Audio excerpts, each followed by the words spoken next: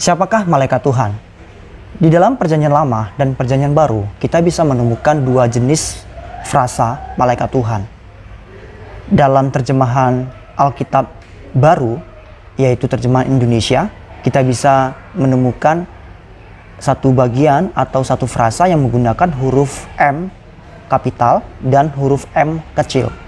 Nah, itu digunakan untuk membantu kita memahami bahwa malaikat Tuhan yang menggunakan huruf M besar biasanya merujuk kepada Allah atau yang biasa disebut dengan istilah teofani.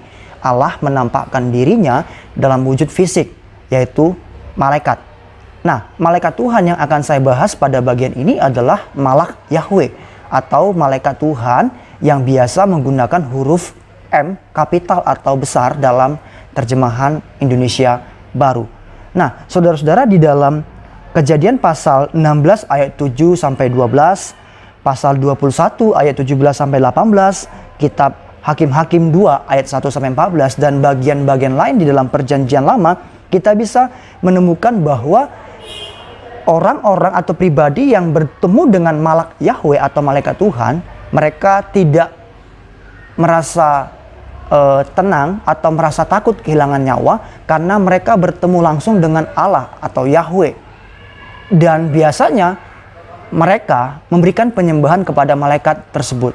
Apabila dalam tokoh-tokoh Perjanjian Lama kita menemukan ada orang yang memberikan penyembahan kepada malaikat, maka malaikat Tuhan itu adalah Malak Yahweh atau Allah sendiri yang berteofani.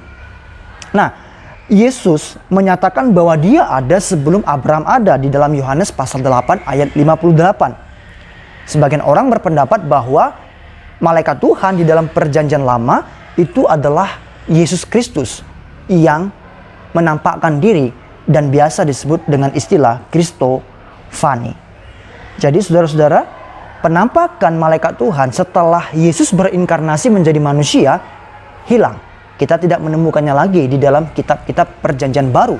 Dan malaikat-malaikat yang tertulis di dalam kitab-kitab Perjanjian Baru itu adalah malaikat yang adalah ciptaan Allah atau pelayan Allah, bukan pribadi Allah yang menampakkan diri. Semoga penjelasan ini memberikan pencerahan bagi kita supaya kita bisa mengerti kebenaran. Tuhan Yesus memberkati kita semua.